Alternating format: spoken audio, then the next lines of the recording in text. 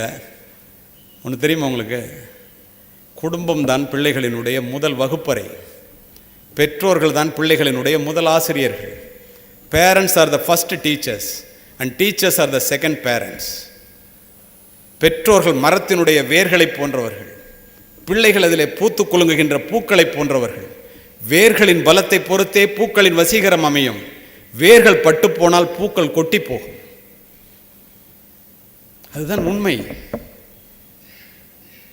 பெற்றோர்கள் பிள்ளைகளுக்கு கொடுக்கக்கூடிய மிகப்பெரிய சொத்து அந்த பெற்றோர்கள் பிள்ளைகளிடம் செலவு செய்கின்ற நேரம்.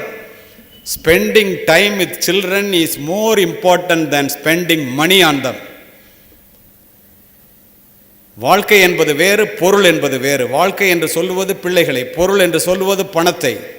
ஒரு மனிதன் பொருளை இழந்து வாழ்க்கையை தக்க வைத்துக் கொள்ளலாம். வாழ்க்கையே இழந்து பொருளை தக்க வைத்துக் கொள்வது விரல் போவது தெரியாமல் மோதிரத்திற்கு ஆசைப்படுவதைப் போல. சென்ட் ஜோசப் காலேஜுக்கு அப்துல் கலாம் சார் பேச வந்திருந்தார். 150வது ஆண்டு விழா. நானும் கலெக்டரும் அழைச்சிட்டு போனோம். கலெக்டருக்கு ஒரு பையன், அவன் கொஞ்சம் ஒரு மாதிரி இருப்பான். அவர் எதிர்பார்ப்புக்கு ஏற்ற மாதிரி இல்லை, நல்ல பையன். ஆனால் அவருடைய எதிர்பார்ப்பு கலெக்டர் இல்லையா, பெரிய எதிர்பார்ப்பு. அப்போ அப்படியே போகும்போது அவர் கேட்டார், இந்த பெற்றோர்கள்லாம் பிள்ளைங்கள்ட்ட நேரம் செலவு பண்ணாமல் பணம்னே நேரத்தை செலவு பண்ணி ஓடிட்டே இருக்காங்களே, இது ஏன் அப்படின்னு கலெக்டர், என்ன கலெக்டர் சார் பதில் சொல்லுங்கள் அப்படின்னாரு. நான் முன்னால் உட்காந்துருக்கேன், அவரும் கலெக்டரும் பின்னாடி உட்காந்துருக்குறாங்க. டிரைவர் ஓட்டுறார். நடந்தது அப்படியே பதிவு செய்கிறார். அவர் சொன்னார், சார் புள்ள உருப்படாமல் போயிட்டாக்கா நம்ம கொஞ்சம் பணம் சேர்த்து வச்சோன்னா பின்னாடி அவன் கஷ்டப்படாமல் இருப்பான்ல சார், அதுக்காக தான்னார்.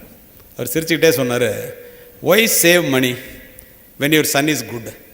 பிள்ளைய ஒழுங்காக படித்து வளர்த்து அறிவாளியை ஆளாக்கி விட்டேன்னாக்கா நீ பணம் சேர்க்க வேண்டியதே இல்லை, அவன் சேர்த்துக்க போகிறான். நீங்கள் சொல்கிறீங்களே மோசமாக போயிட்டான்னாக்கா நமக்கு சேர்த்து வச்ச பணத்தில் கஷ்டப்படாமல் இருப்பான்னு. Why save money when your son is பேடுன்னு. மோசமாக இருந்தால் அவன் அழிச்சிட போகிறான், நீ சம்பாரிச்சதை போகிறான் அவன் அழிச்சிட போகிறான். பிள்ளைய ஒழுங்காக உழைக்க பாருங்கய்யா, இதை எல்லா இடத்துலையும் சொல்லுங்கள் கலெக்டர் எஸ்பின்னார். போகிற போக்கில் சொல்லிட்டு போகிறார் ஒரு மனுஷன். இப்போது 3 நேரங்கள் மிக முக்கியமான நேரங்கள். பிள்ளைகளை படுக்கையிலிருந்து எழுப்பும்போது, பள்ளிக்கூடத்துக்கு போகிறது, பிள்ளைகள் பள்ளியிலிருந்து திரும்பி வீட்டுக்கு வரும்போது, பிள்ளைகளை இரவு தூங்க வைக்கும்போது. இந்த நேரத்தில் பெற்றோர்கள் ஒரு 10, நான் சொல்கிறது உளவியல் கருத்து, 10 நிமிஷம் கூடவே இருந்து செலவு பண்ணால் அந்த பிள்ளைகள் அவ்வளவு அற்புதமாக வளருகிறார்களாம். ஆச்சரியமாக இருக்கும் உங்களுக்கு. காலையில் பிள்ளையை எழுப்ப போகும்போது 6 மணிக்கு எழுப்பணும்னு வச்சுங்க, 8 மணிக்கு உங்களுக்கு வேன் வருது அல்லது பஸ் வருது அல்லது ஆட்டோ வருது. ஒரு 5:45க்கு அலாரம் வச்சு போய் எழுப்புனா ஆழ்ந்த உறக்கத்தில் இருக்கின்ற பையனோ பெண்ணோ, அம்மா இன்னும் கொஞ்சம் நேரம் தூங்குறம்மா, ஒரு 10 நிமிஷமா. சரிடா கண்ணா, நீ எவ்வளோ புத்திசாலி பிள்ளை, எவ்வளோ ஒழுக்கமான பிள்ளை, எவ்வளோ உண்மையான பிள்ளை, தூங்குடா அப்படின்னு சொல்லிவிட்டு திரும்பி 6 மணிக்கு போய் எழுப்புனா அந்த பிள்ளை அப்படியே அம்மா தோலை கட்டி பிடிச்சிக்கிட்டு அப்படியே எந்திரிச்சு சந்தோஷமாக அன்றைய வேலைகள்லாம் பிரமாதமாக செய்ய ஆரம்பிக்குதான். அன்றைக்கு முழுவதும் அது மன அமைதியாக இருக்கான்.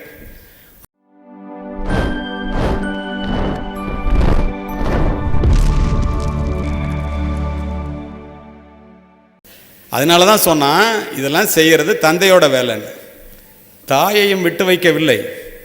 எந்த குழந்தையும் நல்ல குழந்தை தான் மண்ணில் பிறக்கையிலே, அது நல்லவராவதும் தீயவராவதும் அன்னை வளர்ப்பினிலே. புறப்படும் போது எல்லா காற்றும் பூங்காற்றே, அது புயலாக மாறுவதும் தென்றலாக வீசுவதும் சூழ்நிலையை பொறுத்ததே. அந்த சூழ்நிலையை உருவாக்கி கொடுப்பவர்கள் பெற்றோர்களாகிய நாம் தான். இதை அறிந்து கொள்ள வேண்டியது இருவருமே. அப்படின்னா என்ன, நம்ம என்ன செய்யணும்? நீங்கள் யோசித்து பாருங்களேன். ஒரு சாதாரண நரேந்திரனை விவேகானந்தராக மாற்றியது என்னுடைய தாய் என்று விவேகானந்தர் எழுதுகிறார் சுயசரிதையிலே. ஒரு சாதாரண மோகன்தாஸை மகாத்மாவாக மாற்றியது என்னுடைய தாய். மகாத்மா காந்தி எழுதுகிறார் சத்திய சோதனை புத்தகத்திலே. ஒரு சாதாரண சிவாஜியை வீர சிவாஜியாக மாற்றியது என்னுடைய தாய். சத்ரபதி சிவாஜி எழுதுகிறான், உங்களுக்கு தெரியுமா? இதை எரிகிறதே, பிரபஞ்சத்தினுடைய பிரம்மாண்ட தேவையான மின்சார பல்பை கண்டுபிடித்த தாமஸ் ஆல்வா எடிசன் 4ஆம் வகுப்பு படிக்கும்போது பள்ளிக்கூடத்து ஆசிரியை ஒரு கடிதத்தை கொடுத்து உன்னுடைய தாயிடம் கொண்டு போய் கொடு என்று கொடுக்கின்றார். காரணத்தோடு பதிவு செய்கின்றேன், அத்துணையும் உண்மை சம்பவங்கள். தாயினுடைய பெயர் நான்சி. போய் அம்மாட்ட கொடுக்குறான். அதை படித்து அந்த தாய் கதறி கதறி அழுகின்றாள். பதறிப்போன இந்த 4வது படிக்கிற பையன், அம்மா என்னம்மா அதில் என்னம்மா எழுதியிருக்க அப்படின்னு. ஒரு நிமிடம் நின்று நிதானித்து சுதாரித்த அந்த தாய் உலகத்திலே நீ புத்திசாலியாண்டா, வாத்தியாரால் கூட உனக்கு சொல்லிக் கொடுக்க முடியலையா, பக்கத்தில் நூலகத்தில் நிறைய புத்தகங்கள் இருக்குது, அங்கே போய் உன்னை தினம் படிக்க சொல்கிறாரு, ஸ்கூலுக்கே வர வேண்டாம், ஏன்னா சொல்லிக் கொடுக்க முடியாது யாராலையும், அவ்வளோ புத்திசாலியாக இருக்கான்னு எழுதியிருக்கான்னு இவனுக்கு மகிழ்ச்சி தாங்கலை. அடுத்த நாள்லேருந்து பள்ளிக்கூடத்துக்கு போல. அந்த தாய் அவனை அழைத்து கொண்டு போய் நூலகத்தில் விடுகின்றாள். நீ நூலகத்திற்கு போ, நாம் எவ்வளவு பெரிய முட்டாள்கள் என்பதை அங்குள்ள புத்தகங்கள் சொல்லும். கருத்துலக பெரியவர்களின் கனமான சிந்தனைகள் புத்தகங்களிலே கொட்டி கிடக்கின்றன. அணுகுண்டு கூட ஒரு முறை தான் ஓசையுடன் வெடிக்கும், புத்தகங்கள் திறக்கும் போதெல்லாம் ஓசையின்றி வெடிக்கும் என்பார் ஜெயகாந்தன். இதை ஏன் சொன்ன தெரியுமா? அவன் போய் தினம் புத்தகத்தை படிக்கிறான். புத்தகத்தை படித்து 27 ஆண்டுகள் நூலகத்திலே படிக்கின்றான். ஆயிரக்கணக்கான கண்டுபிடிப்புகளை கண்டுபிடித்து தள்ளுகிறான். அமெரிக்காவே அதிர்ந்து போய் நிற்கிறது. மின்சார பல்பை கண்டுபிடிச்சிட்டான், உலகத்தையே ஒளிமயமாக்குறான். தாய் இறந்து போகிறாங்க. அந்த வீட்டில் இருந்தால் அம்மா ஞாபகமாக இருக்குங்கிறதுனால போய் அந்த அம்மா வச்சுருந்த புத்தகத்தெல்லாம் எடுத்து வேறு வீட்டுக்கு கொண்டு போகிறதுக்கு எடுக்கிறான். ஒரு கடிதம் கீழே விழுது. அது 4ஆம் வகுப்பு படிக்கும்போது அவன் ஆசிரியை கொடுத்த கடிதம். எடுத்து படித்து பார்த்த தாமஸ் ஆல்வா எடிசன், கதையல்ல நிஜம், பதறி பதறி கதறி அழுகின்றான். அதில் என்ன எழுதப்பட்டிருந்தது தெரியுமா? உங்களுடைய பிள்ளை மூளை வளர்ச்சி இல்லாத முட்டாள் குழந்தை, எங்கள் பள்ளியில் இதை சேர்த்து கொள்ள மாட்டோம், இதை அழைத்து கொண்டு போய்விடுங்கள். ஆனால் தாய் சொன்னது, உலகத்திலே நீ தாண்டா புத்திசாலின்னு. அழுது கொண்டே ஒரு டைரியை எடுத்த தாமஸ் ஆல்வா எடிசன் தன்னுடைய பேனாவை எடுத்து எழுதுகின்றான், மாணவர்களே மாணவிகளே, உலகத்திலேயே மூளை வளர்ச்சி இல்லாமல் முட்டாளாக பிறந்த என்னை உலகத்திலேயே மிகப்பெரிய அறிவாளியாக மாற்றியது என்னுடைய ஏழை தாயே என்று எழுதுகிறான்.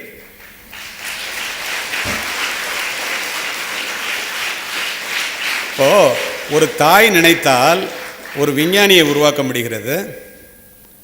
அப்துல் கலாம் அவர்கள் சொல்லுகிறார், 130 கோடி பேர் இதயங்களிலே இடம் பிடிக்கும் ஒரு எளிமையான மனிதனாக என்னை உருவாக்கியது என்னுடைய தாயே என்று. ஒரு நல்ல ஜனாதிபதியை உருவாக்க ஒரு தாயால் முடிகிறது, அணு விஞ்ஞானியை உருவாக்க ஒரு தாயால் முடிகிறது, ஒரு தத்துவ ஞானி என்ற விவேகானந்தரை உருவாக்க முடிகிறது, ஒரு அஹிம்சாவாதி என்ற மகாத்மா காந்தியை உருவாக்க முடிகிறது, ஒரு வீர சிவாஜியை உருவாக்க முடிகிறது. அத்தனையும் தாய். நம்முடைய பெற்றோர்கள் நம்மை உருவாக்கி இன்று இங்கே வந்து அமர்ந்திருக்கிறீர்களே, நம்மை விட படிக்காதவர்கள், நம்மை விட ஏழைகள், பிள்ளையே வாழ்க்கை என்று வாழ்ந்தவர்கள், அவர்களால் நம்மை இப்படி உருவாக்க முடியும் போது, உங்களால் படித்த உங்களால் பணம் அதிகமாக வைத்திருக்கும் உங்களால் உங்களுடைய பிள்ளைகளை உருவாக்க முடியவில்லை என்றால் என்ன காரணம்? எல்லா அம்மா அப்பாவும் பிள்ளைங்களை நல்லா உருவாக்கணும்னு நினைக்கிறோமே, எங்கே தவறு? பிள்ளைகள் எப்படி தவறுகிறார்கள் என்று சொன்னேன் அல்லவா? பெற்றோர்கள் எங்கே தவறுகின்றோம்? அச்சம் உள்ளடக்கி அறிவகத்தை இல்லா கொச்சை மாந்தரை பெறுதலின் அக்குடி எச்சமற்று ஏமாந்து இருத்தல் நலம்னா. ஒன்றுக்கு உபயோகம் இல்லாத, அறிவில்லாத, ஒழுக்கம் இல்லாத, கெட்டு போன, குடிக்கிற கெட்ட பிள்ளைய உருவாக்கி இந்த சமூகத்திற்கு கொடுப்பதை விட அந்த பெற்றோர்கள் பிள்ளையே இல்லாமல் இருக்கிறத அவங்க வீட்டுக்கு நல்லது, இந்த நாட்டுக்கு நல்லதுன்னு 2000 ஆண்டுகளுக்கு முன் பதிவு செய்தவன் தமிழன். உன் பிள்ளை அறிவாளி, புத்திசாலி அப்படின்னு சொல்லும்போது இந்த பெற்றோர்கள் மகிழ்ச்சி அடைவதை நான் பல மேடைகளிலே பார்த்திருக்கின்றேன். ஆனால் உன் பிள்ளை உருப்படாதுன்னு சொல்லி, உருப்படாமல் போயிடுச்சுன்னு சொல்லி ஜெயிலுக்கு போயிட்டான், குற்றவாளி ஆகிட்டான், பொய் சொல்கிறான், குடிகாரனாக இருக்கான்னு சொல்லும்போது கண்ணீரும் கம்பளையுமாக என்னுடைய காவல் நிலையத்து கதவுகளை தட்டிய பெற்றோர்களையும் நான் பார்த்திருக்கின்றேன். எல்லோரும் நல்லா வளர்க்கணுங்கும் போது எங்கே தவறு? பெற்றோர்களே, பிள்ளைகள் வளரும்போது உங்களிடம் கேள்வி மீது கேள்வியாக கேட்கும். நீங்கள் அன்பு செலுத்துகிறீர்களா என்று பார்க்கும். நீங்கள் பிள்ளைகளிடம் அதிக நேரம் செலவு செய்கிறீர்களா என்று பார்க்கும். அவர்களை அன்பாக பாசமாக அவர்களுடனே நீங்கள் இருக்கிறீர்களா என்று பார்க்கும். இதையெல்லாம் நம் முன்னோர்கள் செய்தார்கள். நீங்கள்லாம் இதை செய்யணும்னு நினைப்பீங்க, ஆனால் செய்ய மாட்டீங்க. என்ன வேலை? பணம். இப்படியே ஓடிக்கொண்டிருக்கின்ற நீங்கள் இதை தவற விடும்போது தன்னுடைய கேள்விகளுக்கு பதில் கிடைக்காத பிள்ளைகள், தான் எதிர்பார்த்த அன்பு பெற்றோர்களிடம் கிடைக்காத பிள்ளைகள், தன் கேள்விக்கு பதில் கிடைக்காத போது கொஞ்சம் கொஞ்சமாக உங்களை விட்டு நகர்ந்து நட்பு வட்டாரத்தை நோக்கி செல்லும். புகைப்பிடிப்பது, மது அருந்துவது, போதை பழக்கத்திற்கு ஆளாவது, பெண்களிடம் தவறாக நடப்பது, அத்துணையும் நட்பு வட்டாரத்திலிருந்தே இந்த பிள்ளைகள் கற்றுக்கொள்கிறார்கள். செல்ஃபோனில் மோசமான விஷயத்தை பார்க்கறது அத்துணையும் நட்பு வட்டாரத்திலிருந்தே கற்றுக்கொள்கிறார்கள். உங்களை அறியாமலேயே அந்த நட்பு வட்டாரத்திற்கு அவர்களை தள்ளுவது பெற்றோர்களாகிய நீங்கள் தான். ஆச்சரியமாக இருக்கும் உங்களுக்கு. என்னையா இப்படி சொல்லிட்ட கடைசியில்? ஒன்று தெரியுமா உங்களுக்கு? குடும்பம் தான் பிள்ளைகளினுடைய முதல் வகுப்பறை. பெற்றோர்கள் தான் பிள்ளைகளினுடைய முதல் ஆசிரியர்கள். Parents R the first teachers and teachers are the second parents. பெற்றோர்கள் மரத்தினுடைய வேர்களை போன்றவர்கள், பிள்ளைகள் அதிலே பூத்து குலுங்குகின்ற பூக்களை போன்றவர்கள். வேர்களின் பலத்தை பொறுத்தே பூக்களின் வசீகரம் அமையும். வேர்கள் பட்டு போனால் பூக்கள் கொட்டி போகும். அதுதான் உண்மை. பெற்றோர்கள் பிள்ளைகளுக்கு கொடுக்கக்கூடிய மிகப்பெரிய சொத்து அந்த பெற்றோர்கள் பிள்ளைகளிடம் செலவு செய்கின்ற நேரம். Spending time with children is more important than spending money on them. வாழ்க்கை என்பது வேறு, பொருள் என்பது வேறு. வாழ்க்கை என்று சொல்லுவது பிள்ளைகளை, பொருள் என்று சொல்லுவது பணத்தை. ஒரு மனிதன் பொருளை இழந்து வாழ்க்கையை தக்க வைத்துக் கொள்ளலாம். வாழ்க்கையே இழந்து பொருளை தக்க வைத்துக் கொள்வது விரல் போவது தெரியாமல் மோதிரத்திற்கு ஆசைப்படுவதைப் போல. சென்ட் ஜோசப் காலேஜுக்கு அப்துல் கலாம் சார் பேச வந்திருந்தார். 150வது ஆண்டு விழா. நானும் கலெக்டரை அழைச்சிட்டு போனோம். கலெக்டருக்கு ஒரு பையன், அவன் கொஞ்சம் ஒரு மாதிரி இருப்பான். அவர் எதிர்பார்ப்புக்கு ஏற்ற மாதிரி இல்லை, நல்ல பையன். ஆனால் அவருடைய எதிர்பார்ப்பு கலெக்டர் இல்லையா, பெரிய எதிர்பார்ப்பு. அப்போ அப்படியே போகும்போது அவர் கேட்டார், இந்த பெற்றோர்கள்லாம் பிள்ளைங்கள்ட்ட நேரம் செலவு பண்ணாமல் பணம்னே நேரத்தை செலவு பண்ணி ஓடிட்டே இருக்காங்களே, இது ஏன் அப்படின்னு கலெக்டர், என்ன கலெக்டர் சார் பதில் சொல்லுங்கள் அப்படின்னாரு. நான் முன்னால் உட்காந்துருக்கேன், அவரும் கலெக்டரும் பின்னாடி உட்காந்துருக்குறாங்க, டிரைவர் ஓட்டுறார். நடந்தது அப்படியே பதிவு செய்கிறார். அவர் சொன்னார், சார் புள்ள உருப்படாமல் போயிட்டாக்கா நம்ம கொஞ்சம் பணம் சேர்த்து வச்சோன்னா பின்னாடி அவன் கஷ்டப்படாமல் இருப்பான்ல சார், அதுக்காக தான்னார். அவர் சிரிச்சுக்கிட்டே சொன்னார், why save money when your son is good. பிள்ளைய ஒழுங்காக படித்து வளர்த்து அறிவாளியை ஆளாக்கி விட்டேன்னாக்கா நீ பணம் சேர்க்க வேண்டியதே இல்லை, அவன் சேர்த்துக்க போகிறான். நீங்கள் சொல்கிறீங்களே மோசமாக போயிட்டான்னாக்கா நமக்கு சேர்த்து வச்ச பணத்தில் கஷ்டப்படாமல் இருப்பான்னு. Why save money when your son is பேடுன்னு. மோசமாக இருந்தால் அவன் அழிச்சிட போகிறான், நீ சம்பாரிச்சதை போகிற அவன் அழிச்சிட போகிறான். பிள்ளைய ஒழுங்காக வளைக்க பாருங்கய்யா, இதை எல்லா இடத்துலையும் சொல்லுங்கள் கலெக்டர் எஸ்பின்னார். போகிற போக்கில் சொல்லிட்டு போகிறார் ஒரு மனுஷன். இப்போது 3 நேரங்கள் மிக முக்கியமான நேரங்கள். பிள்ளைகளை படுக்கையிலிருந்து எழுப்பும்போது, பள்ளிக்கூடத்துக்கு போகிறது, பிள்ளைகள் பள்ளியிலிருந்து திரும்பி வீட்டுக்கு வரும்போது, பிள்ளைகளை இரவு தூங்க வைக்கும்போது. இந்த நேரத்தில் பெற்றோர்கள் ஒரு 10, நான் சொல்கிறது உளவியல் கருத்து, 10 நிமிஷம் கூடவே இருந்து செலவு பண்ணால் அந்த பிள்ளைகள் அவ்வளவு அற்புதமாக வளருகிறார்களாம். ஆச்சரியமாக இருக்கும் உங்களுக்கு. காலையில் பிள்ளையை எழுப்ப போகும்போது 6 மணிக்கு எழுப்பணும்னு வச்சுங்க, 8 மணிக்கு உங்களுக்கு வேன் வருது அல்லது பஸ் வருது அல்லது ஆட்டோ வருது. ஒரு 5:45க்கு அலாரம் வச்சு போய் எழுப்புனா ஆழ்ந்த உறக்கத்தில் இருக்கின்ற பையனோ பெண்ணோ, அம்மா இன்னும் கொஞ்சம் நேரம் தூங்குறம்மா, ஒரு 10 நிமிஷமா, சரிடா கண்ணா நீ எவ்வளோ புத்திசாலி பிள்ளை, எவ்வளோ ஒழுக்கமான பிள்ளை, எவ்வளோ உண்மையான பிள்ளை, தூங்குடா அப்படின்னு சொல்லிவிட்டு திரும்பி 6 மணிக்கு போய் எழுப்புனா அந்த பிள்ளை அப்படியே அம்மா தோலை கட்டி பிடிச்சிக்கிட்டு அப்படியே எந்திரிச்சு சந்தோஷமாக அன்றைய வேலைகள்லாம் பிரமாதமாக செய்ய ஆரம்பிக்குதான். அன்றைக்கு முழுவதும் அது மன அமைதியாக இருக்கான். 6 மணிக்கு எழுப்ப வேண்டிய பிள்ளைய நம்மளே மறந்துட்டு நம்மளே 7 மணிக்கு எந்திரிச்சு ஐயையோ ஆட்டோ வந்துடுமேன்னு போய் எரும மாடு எந்திரின்னு ஓங்கி ஒரு அடி அடிச்சு ஆட்டோ வந்துடும் பஸ் வந்துடும் எந்திரி என்ன பதட்டமாக எந்திரிக்கிற பிள்ளை பகல் முழுவதும் பதட்டமாகவே இருக்கான். இது யாரோட தப்பு? பிள்ளைகள் பள்ளிக்கூடத்திலிருந்து வரும்போது மெகா சீரியல் பார்த்துட்டு இருக்கிற அம்மா போய் முகத்தை கழுவிட்டு போ, டியூஷன் போ, புத்தகத்தை எடுத்து படி அப்படின்னு சொல்லாமல், வாப்பா இன்றைக்கி என்ன நடந்துச்சு பள்ளிக்கூடத்தில், வாமா பக்கத்தில் உட்காரு, நல்லபடியாக இருந்துச்சா பள்ளிக்கூடத்தில் ஸ்கூலில் என்ன நடந்துச்சுன்னு சொன்னால் நடந்ததெல்லாம் அந்த பிள்ளைங்க கொட்டிட்டு தான். அதுக்கு நீங்கள் ரொம்ப பிஸியாக இருக்கிறதா நினச்சிட்டு பிள்ளைங்க சில விஷயத்தில் சொல்ல வரும்போது கூட காது கெடுக்காமல் ரொம்ப சீரியஸாக மெகா சீரியல் பார்த்துட்டு போ அப்புறம் சொல்லு. எப்படிங்க பிள்ளை உருப்பிடும்? ராத்திரி தூங்க போகிற பிள்ளைகிட்ட மிகப்பெரிய மனிதர்கள், வாழ்க்கையிலே வெற்றி பெற்ற மனிதர்கள், அவங்கள பற்றிலாம் எடுத்து நல்ல கதைகளை சொல்லி போய் பக்கத்தில் 10 நிமிஷம் இருந்து படுத்து தூங்குன்னு சொல்லிட்டு வந்தால் அது நிம்மதியாக தூங்குதான், கனவுகள் இல்லாமல் ஆழ்ந்த உறக்கத்தில் இருக்கான். போய் படு, அவ்வளோதான். 3 முறையாவது பெற்றோர்கள் பிள்ளைகளினுடைய கண்களை நேருக்கு நேர் பார்த்து பேச வேண்டுமா ஒரு நாளைக்கு. நீங்கள் பேசணும்னு நினைப்பீங்க, அப்படி பேசுகிறதா நினச்சிட்டு இருப்பீங்க. ஆனால் யோசித்து பாருங்கள், நிச்சயமாக கண்ணுக்கு கண் சந்திக்கிறதே கிடையாது. 8 முறையாவது பெற்றோர்கள் தாய்மார்கள் பிள்ளைகளை தொட்டு பேச வேண்டுமா. விரல் பிடித்து நடைபழக்கி தலைவாரி பூச்சூடி இப்படிலாம் பிள்ளைங்கள்ட்ட சொல்லி செஞ்சு வளர்த்தா எவ்வளோ பாசம் வச்சுருக்காங்க நம்ம இப்போ அம்மா அப்பா. எதாக இருந்தாலும் அம்மா அப்பாட்ட சொல்லிடணும்னு நினைக்குதான். இதெல்லாம் செய்யணும்னு நீங்களும் நினைப்பீங்க, செஞ்சுருக்கீங்களாங்கிறது தான் கேள்வி. அங்கே தான் தோக்குறோம். இதுதான் பிரச்சனையே. இங்கே உட்கார்ந்துருக்கிற அம்மாக்கள் எல்லாருக்கும் பிள்ளை பிறக்கும் போதே பில்கேட்ஸ் ஆகிவிட வேண்டும் என்ற கனவு. அப்பாக்கள் அத்தனை பேருக்கும் 6ஆம் வகுப்பு பிள்ளை படிக்கும் போதே அப்துல் கலாம் ஆயிரணும்னு கனவு. ஏன் தெரியுமா?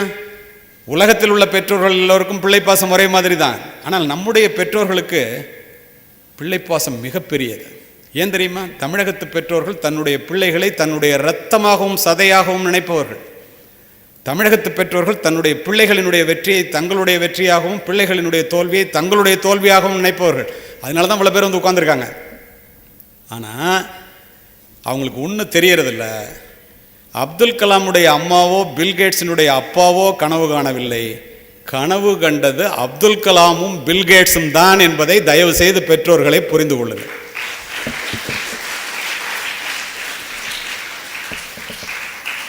தயவு செய்து பெற்றோர்களே, ஒரு ரோஜாவை ஒரு மல்லிகையோடு அல்ல, ஒரு ரோஜாவை ஒரு ரோஜாவோடு கூட ஒப்பீடு செய்யாதீர்கள். ஒரு பிள்ளையை இன்னொரு பிள்ளையோடு, ஒரு மாணவனையோ மாணவியையோ தயவு செய்து ஆசிரியர்களோ பெற்றோர்களோ ஒப்பீடு செய்யவே செய்யாதீர்கள். ஒப்பீடு செய்தால் அவர்கள் வீழ்வார்கள், ஒப்பீடு செய்யவில்லை என்றால் அவர்கள் வாழ்வார்கள். ஏன் இப்படி சொல்கிறேன் தெரியுமா? அந்த பிள்ளை அப்படி இருக்கு, இந்த பிள்ளை அப்படி இருக்கு. எந்த பிள்ளையாவது அம்மா அப்பாவை பார்த்து அல்லது டீச்சரை பார்த்து அந்த அம்மா அப்பா மாதிரி நீங்கள் இல்லையே, அந்த டீச்சர் மாதிரி நீங்கள் இல்லைன்னு எப்போயாவது கேட்டிருக்காங்களா? ஆனால் நம்ம கேட்குறோமே எப்படி? அவங்க பிள்ளை அப்படி தாங்க இருக்கும், நம்ம பிள்ளை இப்படி தான் இருக்கும். நம்ம பிள்ளை நல்லா இருக்கணும்னா நம்ம நல்லா இருக்கணும். அடிப்படை தத்துவம் இது. இதை புரிந்து கொள்ள வேண்டியது பெற்றோர்களாகிய நீங்கள் தான்.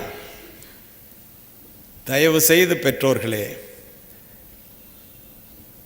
எக்காரணத்தை கொண்டும் கண்டிப்பது வேறு, தண்டிப்பது வேறு. தண்டித்தல் என்பது 5 விளையாதது 50 விளைந்துவிடும் என்று முறித்து விடாதீர்கள்.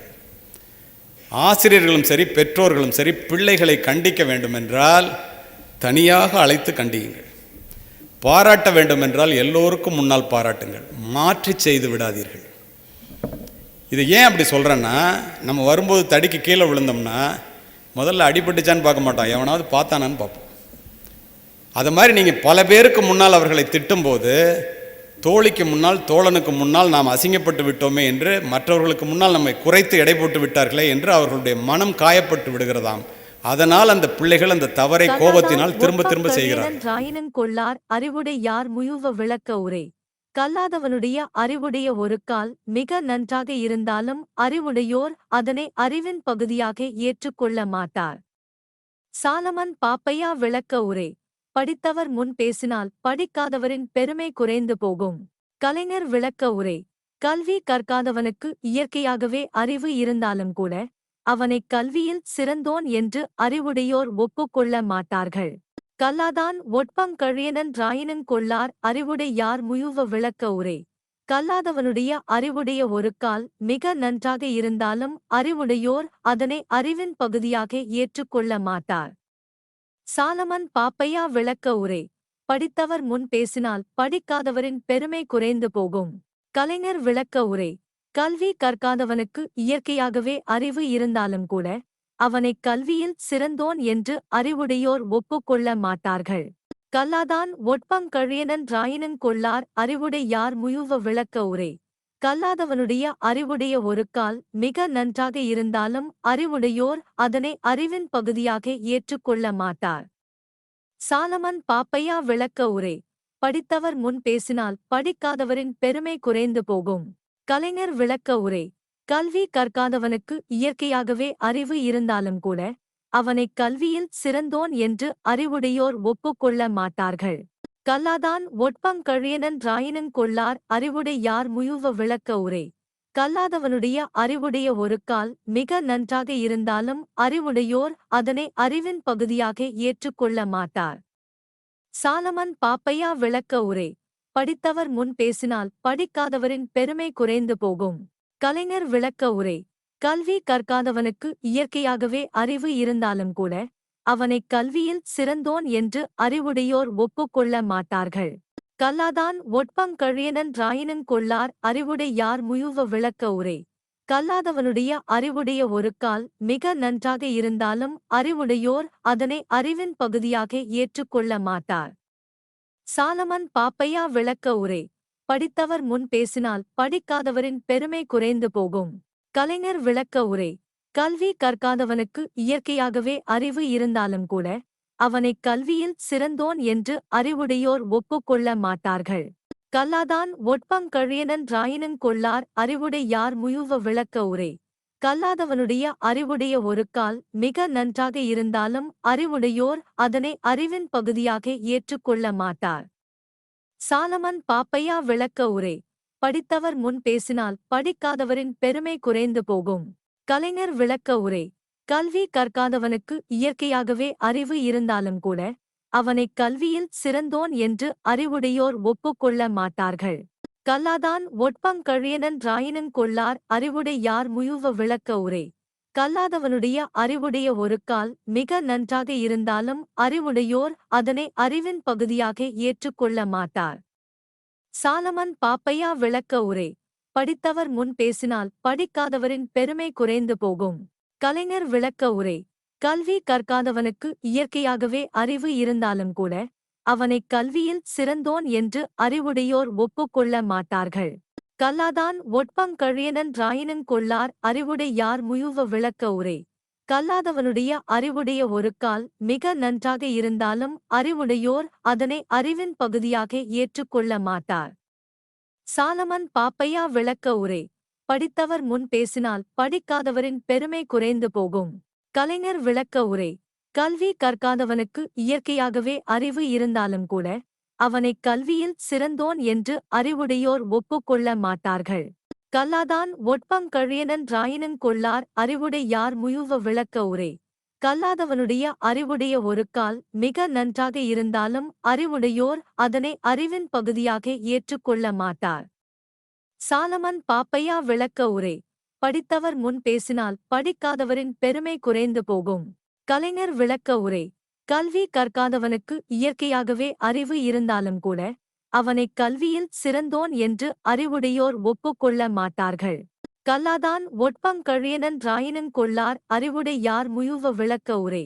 கல்லாதவனுடைய அறிவுடைய ஒரு கால் மிக நன்றாக இருந்தாலும் அறிவுடையோர் அதனை அறிவின் பகுதியாக ஏற்றுக்கொள்ள மாட்டார். சாலமன் பாப்பையா விளக்க உரை. படித்தவர் முன் பேசினால் படிக்காதவரின் பெருமை குறைந்து போகும். கலைஞர் விளக்க உரை. கல்வி கற்காதவனுக்கு இயற்கையாகவே அறிவு இருந்தாலும் கூட அவனைக் கல்வியில் சிறந்தோன் என்று அறிவுடையோர் ஒப்புக்கொள்ள மாட்டார்கள்.